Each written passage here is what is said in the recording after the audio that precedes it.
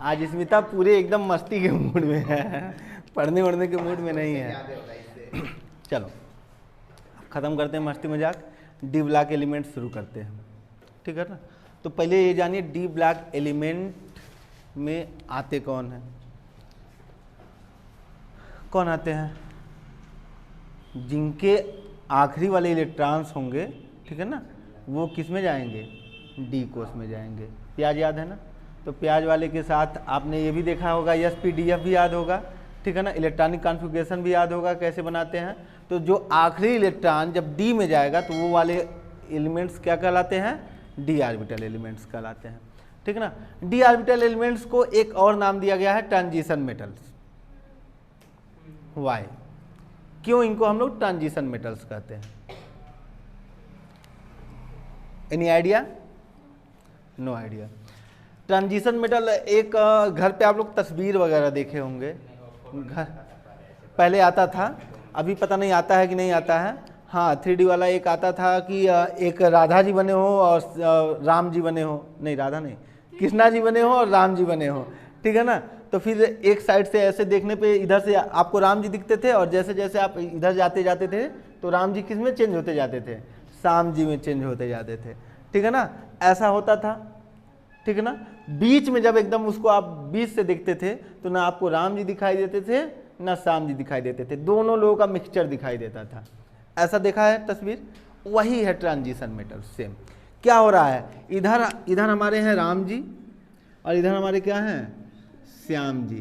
क्या इसको भी हिंदी में लिखना पड़ेगा हिंदी मीडियम वालों के लिए, नहीं ना, ठीक है ना। तो राम जी श्याम जी में चेंज हो रहे हैं, ठीक है ना। तो इनका क्या हो रहा है, राम जी का ट्रांजिशन हो रहा है श्याम जी में, यानी राम जी के पास जो पहले कैरेक्टर हैं वो धीरे धीरे किस में चेंज हो रहे हैं, श्याम जी के कैरेक्टर में। दोनों लोग अलग है ना, अरे ये एक बीवी वाले, ये अनेक बीवी वाले, है ना, कैरेक्टर चेंज है ना, ठीक है ना। ये सिद्धांतवादी, ठीक है ना, और ये लव मैरिज वाले ठीक है। तो एक्चुअली राम जी भी लव मैरिज किए थे, किसी को पता है ये चीज़? हाँ बड़ी विचित्र बात है, हाँ पूरे जितने हमारे गॉड्स वगैरह है ना, जितने गॉड्स हैं सब लव मैरिज किए हुए हैं, हाँ, और इंसानों पे रोक लगा दिए हैं कि आप लोग नहीं कर सकते हैं, ठीक है ना, अपने खुद लोग करके बैठे हैं, कोई भी हो। कौन? अच्छा बिल्कुल सही, वो करके उसके साइड इफेक्ट देख लिए हैं, ठीक, इसीलिए उन्होंने फिर कहा कि बच्चों अब तुम लोग अरेंज मैरिज करना, लव मैरिज नहीं करना है, ठीक है ना। मैं करके पछता रहा हूँ, सबकी बातें हैं, विष्णु जी भी किए हैं लक्ष्मी जी से, ठीक है ना, शंकर जी भी पार्वती जी से, सबका लव मैरिज है, किसी का कुछ ऐसा नहीं है कि बस अरेंज मैरिज हो। कौन सा? तो रुक्मणी से वो प्यार नहीं करते थे, तुमको पता है रुक्मणी से शादी कैसे हुई थी उनकी? हरण नहीं किए थे, लेके भाग गए थे हाँ तो अब बताओ, ये तो अरेंज मैरिज में कोई लेके भागता है क्या किसी को? इन बड़ी गंदी बातें मैं बोल रहा हूँ, ये सब बातें नहीं बोलना चाहिए, ठीक है। चलिए आइए ट्रांजिशन मेटल पे आते हैं। ट्रांजिशन मेटल तो वही, इनका कैरेक्टर इसमें चेंज हो रहा है। बच्चा आप पीरियाडिक टेबल को जब ध्यान से देखेंगे तो आपको ऐसा देखने को मिलेगा। यहाँ पे है हमारे एस ब्लॉक, क्या है, और ये क्या है, पी ब्लॉक, और बीच में ये कहीं क्या है, डी ब्लॉक है, ठीक है ना, ये तो आपको याद है। तो एस ब्लॉक में आपको क्या मिलता है, एकदम शुद्ध मेटल मिलता है, प्योर मेटल्स। एस ब्लॉक में सब क्या है, मेटल्स, और दुनिया की जितनी भी नॉन मेटल्स हैं वो कहाँ पे हैं, पी ब्लॉक में है। दुनिया की सारी नॉन मेटल्स पी ब्लॉक में, मेटलाइट्स भी हैं, ठीक है ना, लेकिन नॉन मेटल क्या कहीं और पाए जा रहे हैं क्या? एस ब्लॉक में है कोई नॉन मेटल, कोई पी डी ब्लॉक में है नॉन मेटल, कोई एफ में है, कहाँ है, पी में। तो यानी पी ब्लॉक में हम बोल सकते हैं ना कि केवल नॉन मेटल्स कहाँ पाए जाते हैं, पी ब्लॉक में। ऐसा मैं बोल सकता हूँ कि नहीं बोल सकता हूँ? नॉन मेटल मतलब अधातु, और इधर क्या, धातु। अब ये होता क्या है, कहीं को ट्रांजिशन बोला जा रहा है, तो देखो इधर हो गए राम, इधर क्या हो गए, श्याम। अब ये राम किस में बदल रहे हैं? श्याम में। यानी कि डी ब्लॉक में ये जो एलिमेंट्स हैं ये धीरे धीरे कौन से कैरेक्टर की तरफ ग्रो कर रहे हैं? नॉन मेटल के कैरेक्टर की तरफ ग्रो कर रहे हैं। यानी जो डी ब्लॉक के स्टार्टिंग में है वो क्या है? मेटल वाला कैरेक्टर शो कर रहा है, लेकिन लास्ट तक जाते जाते वो नॉन मेटेलिक कैरेक्टर शो करने लग जा रहा है। बात समझ में आया? इसीलिए इनको हम लोग बोलते हैं ट्रांजिशन मेटल। ठीक है ना? इनके कैरेक्टर में क्या हो रहा है? ट्रांजिशन हो रहा है। ठीक ना? एक कैरेक्टर दूसरे कैरेक्टर में बदलता जा रहा है। जैसे पहले आप एकदम शुद्ध एकदम शाकाहारी थी, लेकिन पता चला रूबी जी के घर गई, रूबी जी ने आपको कहा कि आज अंडा खा लो। नहीं नहीं हम नहीं खाते हैं। अरे थोड़ा सा चख के तो देखो। एक दिन खाई, फिर दूसरे दिन अपने आप से जाकर बोली थोड़ा अंडा खिलाओ, तो फिर पता चला तीसरे दिन स्मिता के घर गई, वो चिकन बनाई थी, चिकन ला के थोड़ा सा दी, और ऐसे करते करते पता चला आप पूरी तरह से क्या हो गई? मांसाहारी। ठीक है ना? तो आप में क्या हो गया? ट्रांजिशन हो गया, बदल। समझ में आया? कैरेक्टर का ट्रांजिशन होना इनमें देखा गया, इसीलिए इसको क्या बोलते हैं? Transition metals. ठीक है? अब नेक्स्ट हमको डी ब्लॉक एलिमेंट पढ़ने के लिए एक बड़ा ही आसान सा कॉन्सेप्ट हम लोग को समझना पड़ेगा। पहले उसकी बात कर लेते हैं, फिर हम लोग आगे बात करेंगे। शील्डिंग इफेक्ट, परिरक्षण प्रभाव। ठीक है ना? परिरक्षण प्रभाव ये आप 11 क्लास में पढ़े होंगे, लेकिन बहुत सारे बच्चे ऐसे भी हैं जो 11 को छोड़ के आ जाते हैं। ठीक है ना? तो उनको नहीं पता होगा, तो इसलिए आज हम पहले इसकी बातें कर लेते हैं, फिर हम आगे बातें करेंगे। तो परिरक्षण प्रभाव क्या होता है? जैसे मान लीजिए ये आपका क्या है? नाभिक या न्यूक्लियस। प्लस बना दिए, मतलब कि पॉजिटिव चार्ज वाले हैं। और ऐसे इनके अगल बगल क्या होते हैं? बोलो भाई, प्याज के छिलके हैं ना? ठीक है ना? तो ये क्या है? ऑर्बिटल्स हैं या सेल हैं? सेल बोलोगे तो फिर उनके सब सेल्स भी हैं। ठीक है ना? तो मैं सीधा सीधा इनको मैं इलेक्ट्रॉनिक कॉन्फ़िगरेशन के आधार पर लिखता हूँ। मान लीजिए ये होगा हमारा 1s, ये क्या होगा? ये ऐसे करके होगा। बात समझ में आ रही है? ठीक है ना? इनमें इलेक्ट्रॉन्स होंगे। ठीक, तो ये इलेक्ट्रॉन्स सब ऐसे समझो कि ये सारे इलेक्ट्रॉन्स क्या हैं? बच्चे हैं।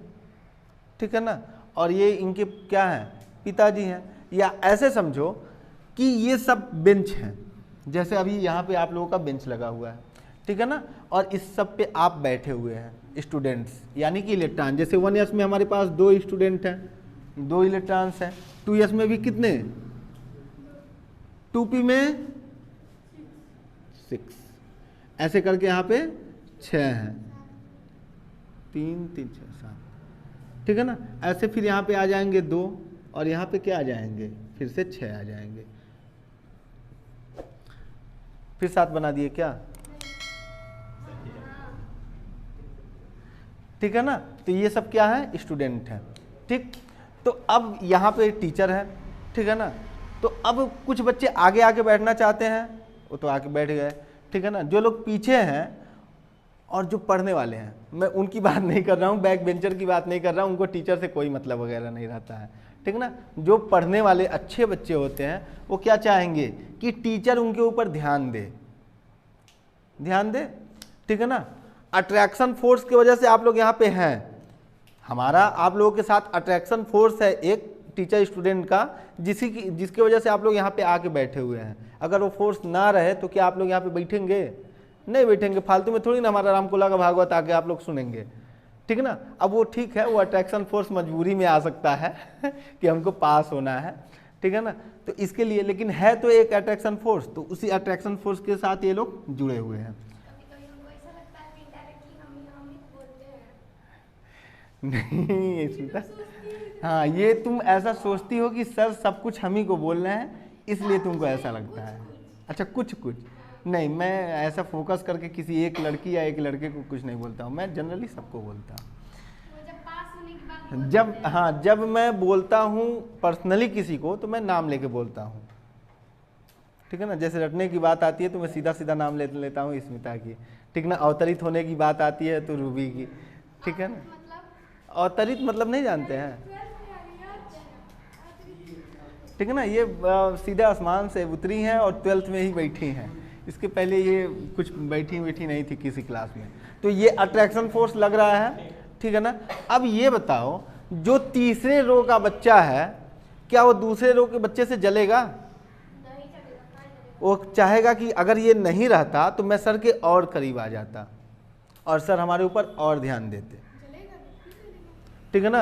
हो सकता है वो अगले दिन उनसे पहले आने की कोशिश करे, आके बैठ जाए, ठीक है ना। अगर वो ऐसा कर रहा है यानी वो क्या चाहता है कि वो हमसे और ज़्यादा करीब आना चाहता है, ठीक है ना। मैं जो भी बातें बोलूँ वो बातें उसको पूरी तरह से समझ में आए, आगे बैठेगा तो ये क्या सारे स्टूडेंट क्या चाहते हैं कि टीचर से उनका ज़्यादा लगाव हो, दूसरे बच्चे का ना हो, ठीक है ना। इस बेंच वाले क्या चाह रहे हैं कि यहाँ पे इनका ज़्यादा लगाव हो, इनका ना हो। ये चाह रहे हैं इनका लगाव हो, इनका ना हो। और जो आगे बैठे हैं वो चाहेंगे कि सब हम ही लूट लें, सारा ज्ञान हम ही लूट लें, पीछे वाले तो बेकार बैठे हैं, ऐसा चाहेंगे, ठीक। तो ये जो आगे वाले हैं ये चाहेंगे कि भैया पीछे वाले ना सर से बातें कर पाएँ, सब कुछ हम ही बातें करें, ठीक है ना। तो इसके लिए ये क्या करना चाहेंगे, यहाँ पे एक शील्ड बनाएंगे। शील्ड बनाने का मतलब क्या कि ये जैसे अब ये दोनों बैठे हैं, पीछे वालों को क्या कहेंगे, अगर बतियाए ना उठा के पीट देंगे, सब हम ही बतियाएंगे, तुम लोग नहीं बतियाओगे, ठीक है ना। तो ऐसा ये करेंगे तो यहाँ पे एक शील्ड बनाए ना कि पीछे वाले तुम लोग नहीं मिल पाओगे सर से, ठीक है ना।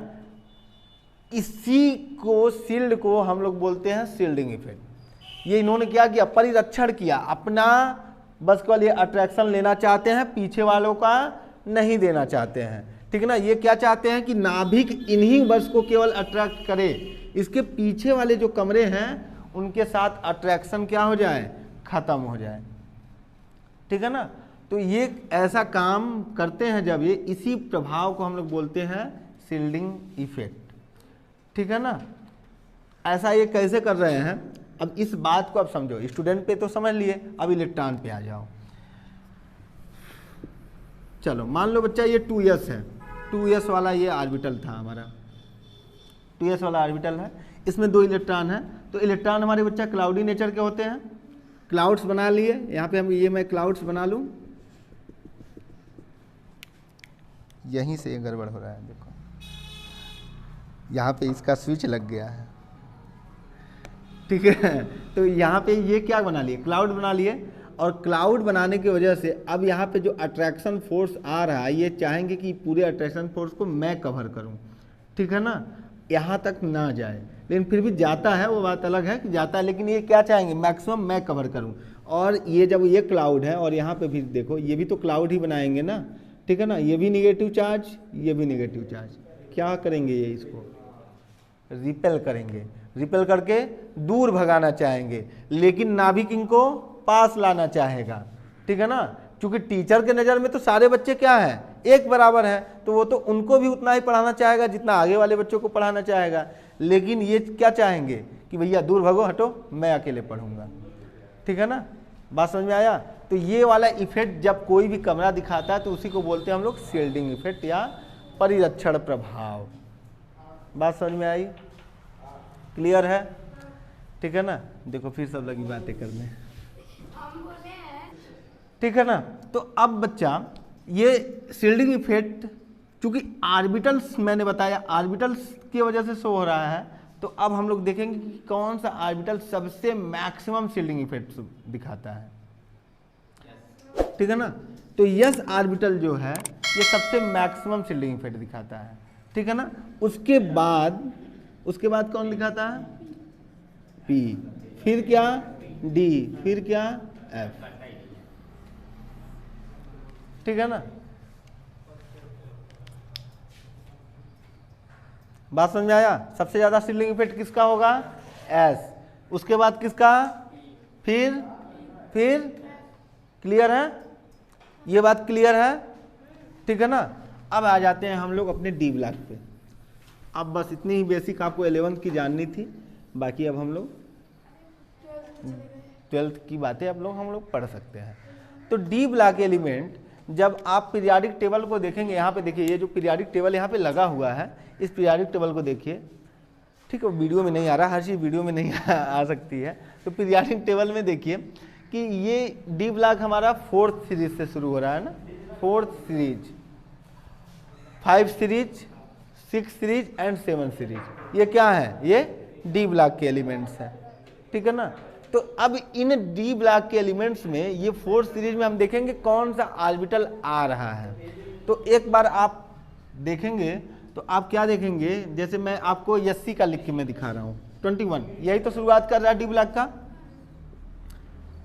स्कैंडियम, ठीक है ना। इसका लिखेंगे तो 1s2, 2s2, 2p6, 3s2, 3p6, 4s2, 3d1, count कर लीजिए, 2 2 6 10 हुआ, 2 2 6 10 हुआ, और ये 1 21 हुआ, 21 हो गए, ठीक है ना। यानी आखिरी इलेक्ट्रॉन हमारा कहाँ आया बच्चा, डी ऑर्बिटल में आ गया ना, यानी ये डी ऑर्बिटल का हमारा क्या हो गया, एलिमेंट्स हो गया। और कौन से डी में आया, 3d में आया, किस में आया, 3d में आया, ठीक है ना। और ये d1 है, तो ऐसे डी में कितने हो सकते हैं, डी में 10 इलेक्ट्रॉन्स जा सकते हैं ना। तो यही जो आपका बीच में जो डी ब्लॉक आपका बना होता है पीरियड टेबल में, देखिए उसमें 10 खाने बने हुए हैं, यानी पहला खाना हमारा D1, दूसरा खाना D2, D3, D4, D5, D6, D7, ऐसे करके D10 तक। बातें समझ में आई, ठीक है ना। यानी कि जो 4th सीरीज है, ठीक है ना, इसको हम लोग बोलते हैं 3D सीरीज। डी ऑर्बिटल के लिए क्या बोलेंगे, 3D सीरीज, क्योंकि 3D से यहाँ पे स्टार्ट हो रहा है और D10 तक जाएगा। फिर इसके नीचे वाला जो आएगा 5 सीरीज वाला जो भी आएगा, वो बच्चा ये सब नोट कर लीजिएगा, 4D सीरीज। बाकी नोट्स आपको हमारे टेलीग्राम चैनल पे मिल जाएंगे, ठीक है ना। 6 सीरीज में ये आएगा 5D सीरीज, ठीक है ना। तो आपको यही पढ़ना है, हमारे सिलेबस में यही 3 सीरीज है। कौन कौन, 3D series, 4D series, 5D series. बिल्कुल इंस्टाग्राम पे है, आप लोग इंस्टाग्राम पे जाके फॉलो कर सकते हैं, A2 क्लासेस GKP, ठीक ना। 3D सीरीज में स्कैंडियम से लगाए जिंक तक के एलिमेंट्स आते हैं। आपको भी फॉलो कर देंगे, ठीक है भाई, आपको भी हम फॉलो कर देंगे, बिल्कुल फॉलो कर देंगे, लेकिन पहले आप हमें तो फॉलो करिए, ठीक है ना। तो 3D सीरीज में बच्चा स्कैंडियम से लगाए जिंक तक आते हैं, और 4D सीरीज में वाई से लगाए CD। वाई मतलब क्या, कौन बताएगा, वाई मतलब क्या, कौन बताएगा। चलो मैं इसको बताता हूँ, आप लोग इसको बताओ, ये है क्या, चलो ठीक है, ये तो आपको पता है, ठीक है ना। ये क्या है, एट्रियम है, और ये, ठीक है ना, ये लैंथेनाइड, ये मरकरी, ठीक है ना। तो बात समझ में आई। 3D सीरीज में कहाँ से कहाँ तक, ये 4D सीरीज में ये, 5D सीरीज में ये। अब हमको ये जो डी ब्लॉक एलिमेंट पढ़ना है, सबको एक साथ मिला के पढ़ना है, ठीक है ना। पूरे के पूरे इन सभी को अभी हम लोग इसी 5 मिनट में ख़त्म कर डालेंगे। पूरा डी ब्लॉक अब 5 मिनट में ख़त्म। हाँ बिल्कुल याद होगा, याद करवाने की गारंटी तो हमारी है। A2 क्लासेज क्या करवाता है, याद ही तो करवाता है, रटवाता नहीं है।